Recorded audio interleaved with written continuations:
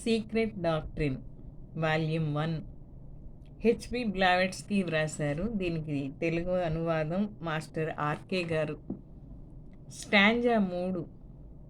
మూడవ స్టాంజా సృష్టి ప్రళయ స్థితిలో ఉన్న మేల్కొనబోతున్న స్థితిని తెలుపుతుంది. ఒక చేతనత్వము సింగిల్ హోమోజేనియస్ స్టేట్లో లయమై ఉన్న గ్రహములు చేతనత్వము యొక్క వివిధ స్థాయిలను గ్రహించే కేంద్రాలు, receiving centres of different states of consciousness గురించి, అతి ఉచ్చతలములలో ఇంద్రియాతీత స్థాయిలలో ప్రపంచ నిర్మాణం గురించి ఈ స్టాంజా తెలుపుతుంది. The last vibration of the seventh eternity thrills through infinitude. The mother swells, expanding from within without like the bud of the lotus. అనంతమంతటా ఏడవ అనంతం యొక్క చివరి ప్రకంపనలు వ్యాపించినాయి.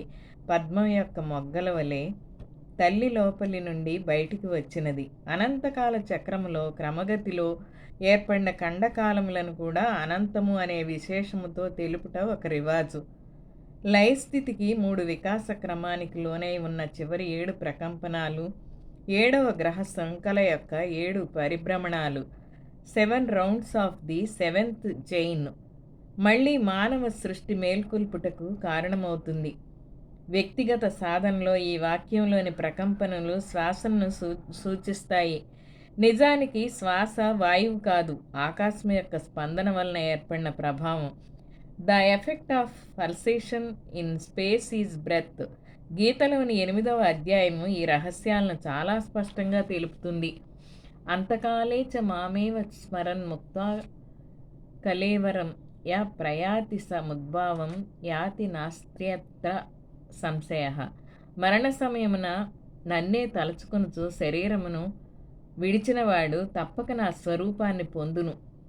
యం యం వాపి స్మరన్ భావం త్యజత్యంతే కలేవరం తం తమేవతి కౌంతేయ సదా తద్భావా భావిత. కౌంతేయ, అంత్యకాలమున ఎవడు ఏ ఏ భావములను స్మరించుచు దేహత్యాగము చేయునో అతడు మరుజన్మలో ఆయా స్వరూపములనే పొందును. భావాల ఉత్పత్తి స్థానము హృదయం. శరీరం యొక్క స్పందన ఇక్కడ నుంచే మొదలవుతుంది. గుప్త విద్య యొక్క పై వాక్యంలో దీనినే ప్రకంపనములు అన్నారు. ప్రకంపనలు సృష్టించుటకు అక్షరములు కారణములు లేక బీజాలు. అందువలనే ఈ అధ్యాయమునకు అక్షర పరబ్రహ్మయోగము అని పేరు. అక్షరముల వలన భావములు ఏర్పడతాయి. ఏ స్థితిలో మరణిస్తాడో వారు ఆ భావాన్ని అనుసరించి అట్టి స్థితిలోనే పొందుతారు. 2వ రోజు మేల్కొన్నప్పుడు ఈ మార్పును చూడగలగాలి. అభ్యాసయోగయుక్తేన చేతసా నాన్యగామినా పరమం పురుషం దివ్యం యాతి పార్థ సుచింతయన్. పార్థ, స్థూల శరీర చేతనత్వము, state of awareness of having a physical body, జాగృత అవస్థ నిరంతరము ఈ నామజప స్పందనను అభ్యసిస్తూ ఉంటే ఆ చేతనత్వమే సిద్ధిస్తుంది. అంతేగాక సాధకుడు ఆ బ్రహ్మ భువనాల్లోక ఈ బ్రహ్మాండంలో ఏ లోకముతోనైనా ఏ చేతనత్వముతోనైనా శ్వాసలో మార్పు తెచ్చుకొని సంపర్కం సాధించవచ్చు.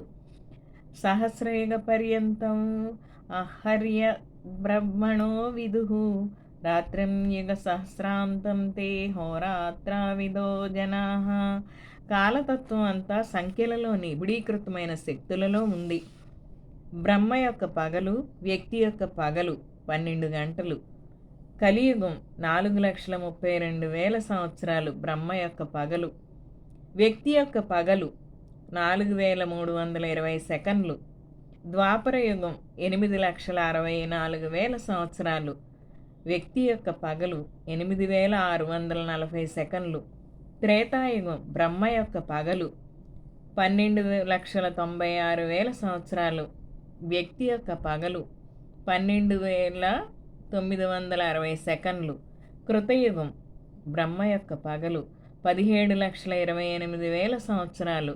వ్యక్తి యొక్క పగలు 17,280 సెకండ్లు. 43,20,000 సంవత్సరాలు బ్రహ్మ యొక్క పగలు. వ్యక్తి యొక్క పగలు 43,200 సెకన్లు. శ్వాస యొక్క కాలము time of taking a breath బట్టి జంతువుల ఆయు ప్రమాణం ఎలా మారుతుందో పరమహంస యోగానంద గారు ఒక యోగి ఆత్మకథలో వివరించారు. శ్వాసను మార్చుకొనుట ద్వారా విభిన్న స్థాయిలను చేరుకొనుట, చేంజ్ ఇన్ కాన్షియస్నెస్, లాహిరి మహాశైలు పొందిన క్రియాయోగం వివరిస్తుంది.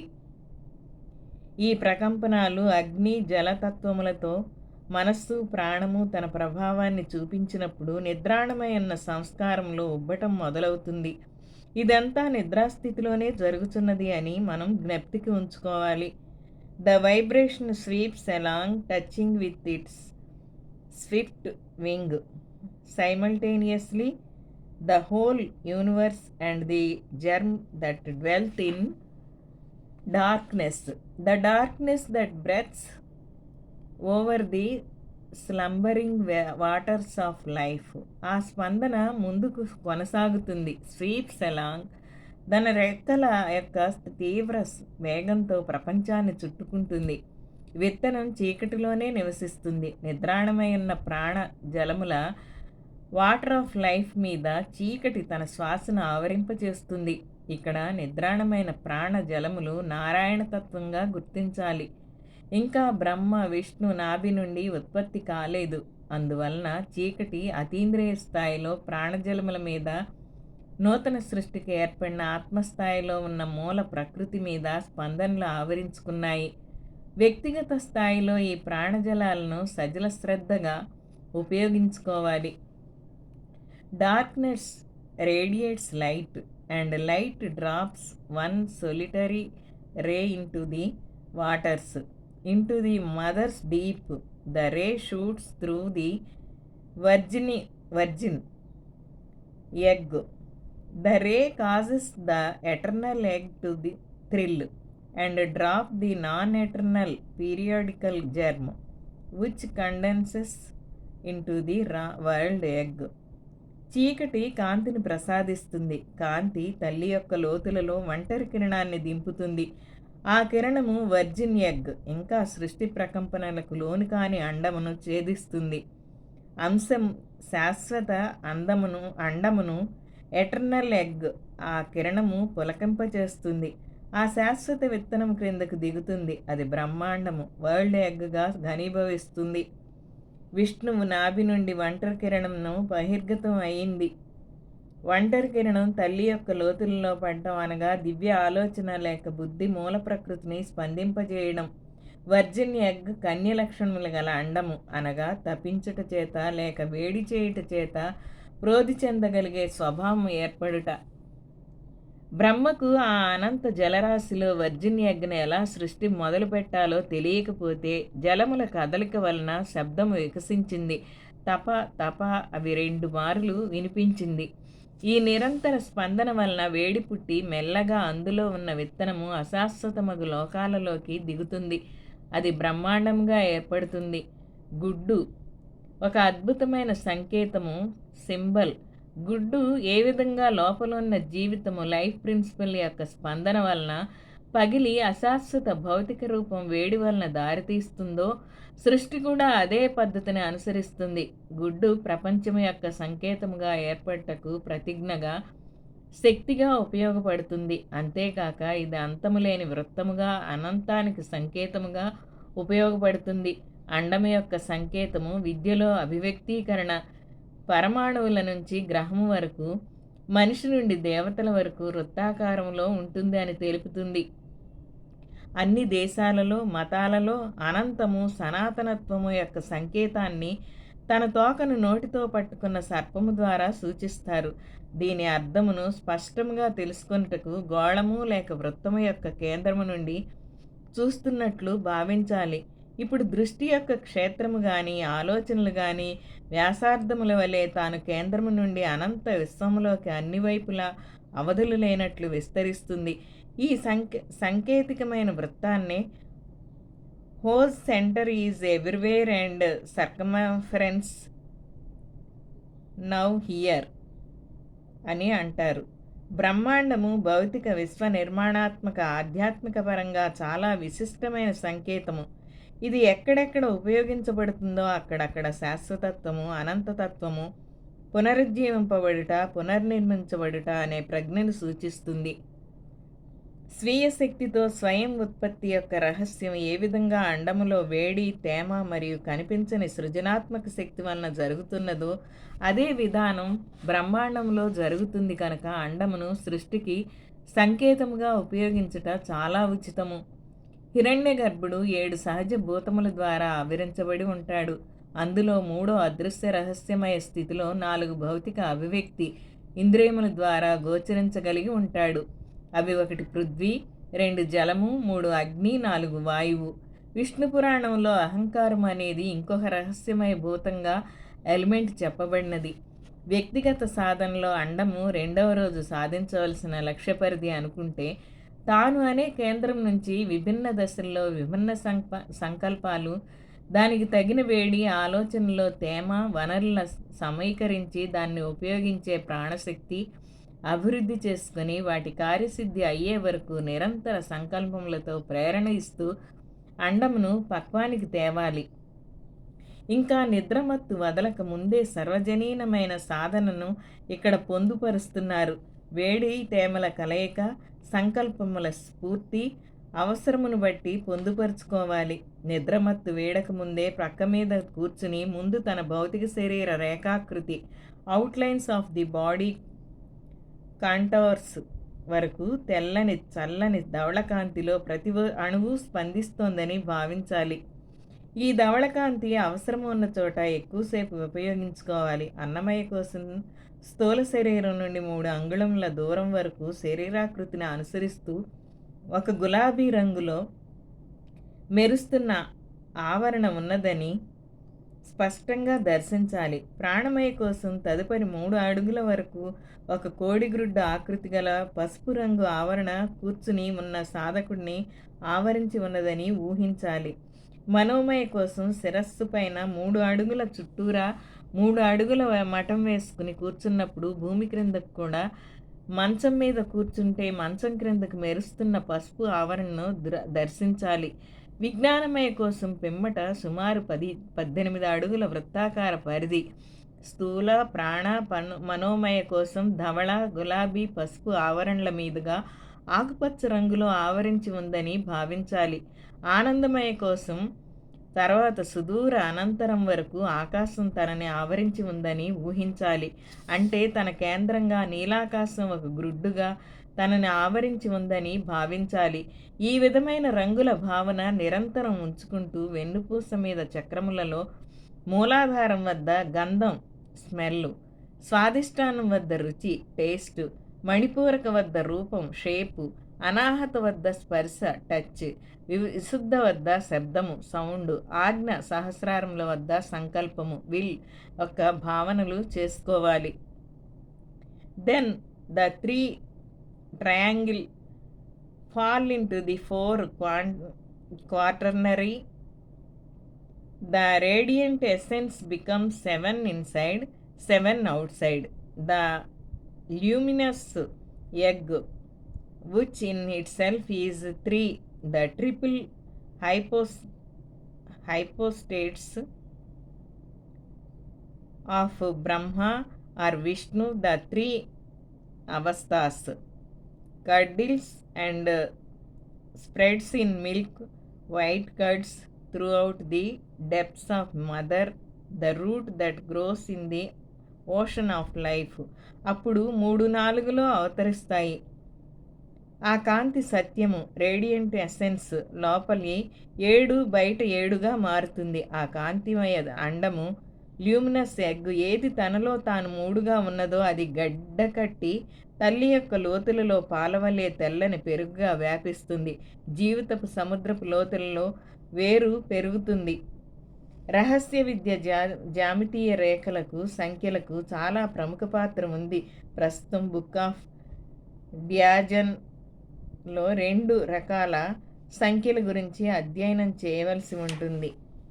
అంకెలు సాధారణంగా కొన్ని భావనలకు తెరలుగా బ్లైండ్స్ ఉపయోగపడతాయి. 2వ రకమైనవి పవిత్ర సంఖ్యలు. వీటి విలువలు అర్థములు ప్రపంచంలోనున్న రహస్య విద్యా దీక్షితులు అందరికీ తెలుసు.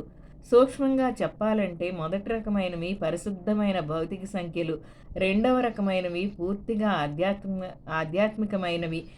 ఈ రకాల సంఖ్యల మధ్య గల సంబంధం పదార్థము, ఆత్మకు మధ్య గల సంబంధం.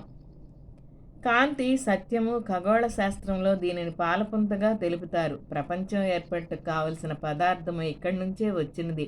గుప్త విద్య ప్రకారం ఇందులో అనంత రహస్యాలు నిబిడీకృతమై ఉన్నాయి. భారతీయ ఋషులు దీనిని సముద్ర మదనంగా వర్ణించారు. ఈ మదనం వలన ఏర్పడ్డ రత్నాలు పైవాక్యంలో లోపల 7 బయట 7గా వర్ణించబడ్డాయి. వ్యక్తిగత సాధనలో సముద్ర మదనం అనగా సంస్కారాలను మార్చుట.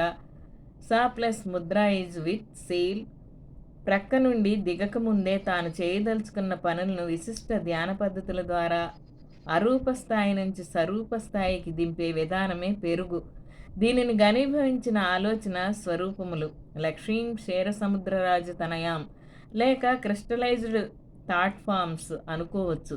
చంద్రుని కళలతో సంబంధం పెట్టుకొని రకరకాల ప్రయోగాలు గావించుకొని ఈ ధ్యాన పద్ధతులను వికసింపచేసుకోవాలి. The root remains, the light remains, the curds remain and still ఓషు ఈజ్ వన్. మూలము ఉండిపోతుంది, కాంతి ఉండిపోతుంది, పెరుగు బిళ్ళలు ఉండిపోతాయి, అయినా ఓషు ఒకటే, ఓహు ఒకటే. ఓహు దేవతల తల్లి, తండ్రిగా అభివర్ణించబడుతుంది. దీన్నే 6 in 1గా సప్తవర్ణిగా తెలుపుతారు. సప్త స్వరాల మీద ఒత్తిడి తెచ్చే భేదాలను బట్టి దానిని 1 లేక 3 లేక 7 అక్షరముల శబ్దముల వలె ఉచ్చరించవచ్చు. ఉచ్చారణలో వీలు కొరకు చివర ఈ అనే అక్షరాన్ని చేరుస్తారు. ఈ రహస్యనామాన్ని ఎందుకు బహిర్గతం చేశామంటే దీని యొక్క త్రివిధ ఉచ్చారణల మీద ఆధిపత్యం లేకుండా ఇది ఎందుకు ఉపయోగపడదు. ఒకటి సక్రియ స్థితిలో కానీ నిష్క్రమ స్థితిలో కానీ అన్నీ ఒకదానికొకటి సంబంధం కలిగి ఉంటాయి. మూలము, రూట్ అనగా విశుద్ధి జ్ఞానము, నిత్య సత్యమైన పరబ్రహ్మము. కాంతి అనేది అరూప స్థితి నుండి బ్రహ్మాండమున జొచ్చి దీనిని ఫలవంతము చేసిన సర్వాంతర్యామి అయిన కిరణము. పెరుగుగడ్డలు అనగా మూల ప్రకృతి. వివిధ తత్వాలలో ఆ స్థాయికి అవసరమైన విశిష్ట నిర్మాణము గల అణువులు. దీనిని నక్షత్రములు ఏర్పడే ధూళి అనవచ్చు. The root of life was in every drop of the ocean of immortality, and the ocean was radiant light, which was fire and heat and motion. Darkness vanished and was no more. It disappeared in its own essence. The body of fire and water of father and mother. అమృతత్వపు సాగరపు ప్రతి చుక్కలోనూ జీవితపు మూలం ఉన్నది. ఆ సముద్రము మెరుపుల కాంతి, అది అగ్ని. వేడి మరియు గతి చీకటిమయమైన తన ఉనికిని కోల్పోతుంది. అది తన తత్వము ఎసెన్స్లోనే విలీనమైపోతుంది. అగ్నిజలములో కూడిన శరీరము లేక తల్లి మరియు తండ్రి. చీకటిలో నుండి వెలుతురు ఉద్భవిస్తుంది. మెల్లమెల్లగా నూతన సృష్టి కాంతిని సంతరించుకుంటుంది, అనగా స్పష్టమైన నిర్దిష్టమైన ఆకృతి ఏర్పడుతుంది. అగ్ని, వేడి, గతి ఈ పదములు అరూప స్థితి యొక్క ఉచ్చస్థాయిలో సంకల్పము, దాని యొక్క దిశను తెలుపుతాయి. ఆ గ్రహము, దాని మీద జీవించబోయే జీవితాలు, పరిణామ క్రమంలో వాటి స్థాయి, వ్యక్తిగతంగా ఆ రోజు తీసుకున్న సంకల్పము అగ్ని, దానికి కావలసిన ఆలోచన సరళి వేడి, ఆలోచనలకు దిగి ఇచ్చుట గతి, నిత్యాగ్నిహోత్రము. ఈ మూడింటి కలయికే ధుని, అందులకే పెట్టుకునేవారు. బిహోల్డ్, ఓహో లాను, the radiant child of the two, the unparalleled refulgent glory, bright space, son of dark space, who emerges from the depths of the great dark waters. It is Ohu the younger, the whom thou knowest now as Quan Shai in comment. He shines forth as the sun. He is the blazing divine dragon of wisdom. The Eka is charter, and charter takes to itself 3, and the union produces the Sapta, in whom are the 7 which become the Tridasa. the hosts and the multitudes behold him lifting the veil and unfurling it from east to west.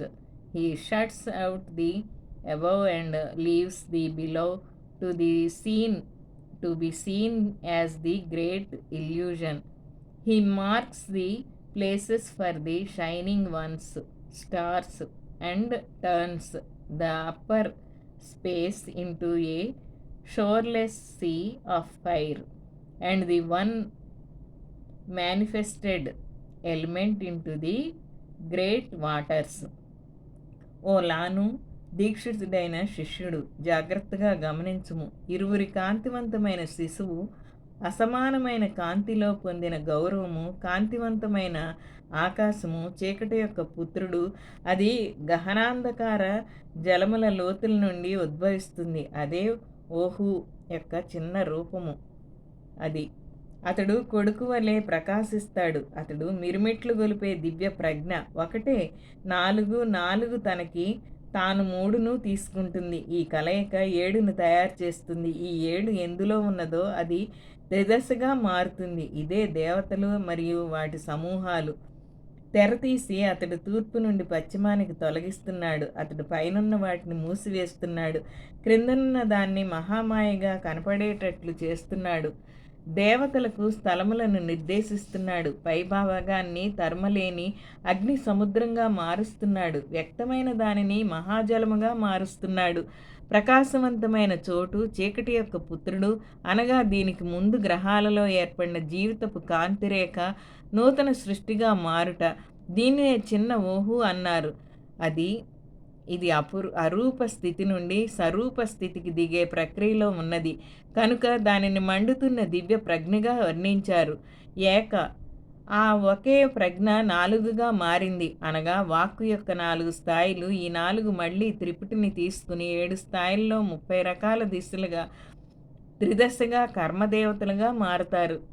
తీరము లేని అగ్ని సముద్రము, మనోభూమికి సంబంధించిన అగ్నితత్వం నుండి ప్రాణమయ జీవితానికి సంబంధించిన జలతత్వపు మూల ప్రకృతి ఏర్పడుతుంది. దీనిని సూపర్ ఆస్ట్రల్ లైట్ అంటారు. వ్యక్తిగత స్థాయిలో మంత్రశక్తి యొక్క ఉపయోగము ఈ వాక్యం తెలుపుతుంది. సంస్కృతం లేని 16 స్వరాలు మహాశక్తి బీజాలని. కా వర్ణము పృథ్వీతత్వము, చ వర్ణము జలతత్వము, టా వర్ణము అగ్నితత్వము, తా వర్ణము వాయుతత్వము, వా వర్ణము ఆకాశతత్వము అని జ్ఞప్తిలో ఉంచుకోవాలి. తూర్పు నుండి పశ్చిమానికి ప్రయాణము అంటే అరూపస్థితి నుండి అభివ్యక్తమై మళ్ళీ అరూపస్థితికి చేరుకొనుట. Where was the germ and where was now darkness? Where is the spirit of the flame that burns in thy lamp, O హోలాను? The germ is that, and that is light, the white brilliant son of the dark hidden father. విత్తనం ఎక్కడ ఉన్నది? ఇప్పుడు చీకటి ఎక్కడ ఉన్నది? ఓ లాను, నీ దీపంలో మండుచున్న అగ్ని యొక్క ఆత్మ ఎక్కడ ఉన్నది? విత్తనము అదే, కాంతి కూడా అదే. దాగి ఉన్న చీకటి తండ్రి యొక్క తెల్లని మిరుమిట్లు గొలిపే కొడుకు కూడా అదే. పైన ఇవ్వబడిన అదే అన్న పదానికి గుప్త విద్య అనేక సమానార్థకాలను ఇస్తుంది. అందులో కొన్ని అంతు తెలియని చీకటి, సుడిగండము, కాలహంస మొదలగునవి. ఇక్కడ విత్తనము కాంతిగా మారి అంటే ఆత్మిక తలంలో ఉన్నది మనోమయ తలంలోకి దిగి అక్కడే ఇంద్రియ స్థితిలో ఉన్న చీకటి తండ్రి నుండి స్వరూప స్థాయిలో ధవళాకృతి దాల్చిన పుత్రునిగా మారతాడు. అనగా మొట్టమొదటిసారి శబ్దోత్పత్తికి తగిన వాతావరణం ఏర్పడుతుంది. సాధకుడు మెల్లమెల్లగా నిద్రాస్థితి నుండి జాగృతావస్థ వైపు ప్రయాణిస్తున్నాడు. Light is cold flame and flame is fire and the fire produces heat which yields water, the water of life in the great mother. కాంతి చల్లని జ్వాల, జ్వాలయే అగ్ని, అగ్ని వేడిని ఉత్పత్తి చేసి జలమును ఇస్తుంది. ఆ మహామాత యొక్క ప్రాణ జలాలు కాంతి, జ్వాల, చల్లని అగ్ని, వేడి, జలము, జీవన జలాలు ఇవన్నీ విద్యుత్తుకు సంబంధించిన పదములు. అగ్నికి సృజనాత్మక, పరిపాలక, నాశక శక్తులు ఉన్నాయి. వెలుతురు మన దివ్యపితరుల యొక్క తత్వము, జ్యోతి పదార్థం యొక్క మనస్సు. విద్యుత్తు ఒకే జీవితము ద వన్ ఆఫ్ లైఫ్ యొక్క అభివ్యక్తి. వ్యక్తిగత సాధనలో బ్రెయిన్ వేవ్స్ యొక్క విద్యుత్ స్వభావమును అధ్యయనం చేయాలి. ముఖ్యంగా స్టేట్ అని చెప్పబడుతున్న ఎగ్ ఫలితాలను ఎలక్ట్రిక్ ఎన్సెఫలోగ్రాఫ్ అధ్యయనం చేయాలి. వేడి, చల్లదనము అనేవి సాపేక్ష పదాలు. ఈ వాక్యాన్ని ఒక మంత్రంగా ఉపయోగించుకొనవచ్చు. అంటే మననం చేయటం. పైన చెప్పిన పదాలు విద్యుత్, ఎలక్ట్రిసిటీ అనే కర్మాది దేవత, ప్రిసైడింగ్ డైటీ ఓవర్ కర్మ ఇన్ ఇట్స్ ఆల్ పర్సీవ్నెస్ యొక్క లక్షణాలు. ఆధునిక విజ్ఞానం కూడా మస్తిష్కం ద్వారా మనం పొందే స్పందనలు, ఆజ్ఞలు విద్యుత్పరమైనవే అని ఈఈజీ నిరూపిస్తోంది. జలము అనే పదము ఆధ్యాత్మిక జగత్తులో తీరిన కోరిక, a desire which is already ఫుల్ఫిల్డ్కి సంకేతము. అందువల్లనే ఋషులు శాపాలు లేక వరదానాలు ఇచ్చినా, దానదక్షిణాలు ఇచ్చినా పదార్థానికి సుందరమైన లావణ్యం రావాలన్నా జలము అవసరం. ఈనాడు విద్యుత్తును అనేక రకాలుగా ఉపయోగించుకొనగలుగుతున్నాం. మనం ఒక పద్ధతి ప్రకారం కర్మ సిద్ధాంతాన్ని అవగాహన చేసుకుంటే పురాకృత కర్మలకు ప్రాయశ్చిత్తం అతి సులువుగా చేసుకొనటే కాక ఆధ్యాత్మిక సాధనలో ఉచ్చ స్థాయిలకు చేరుకొనగలము. Father mother spin a web whose upper end is fastened to spirit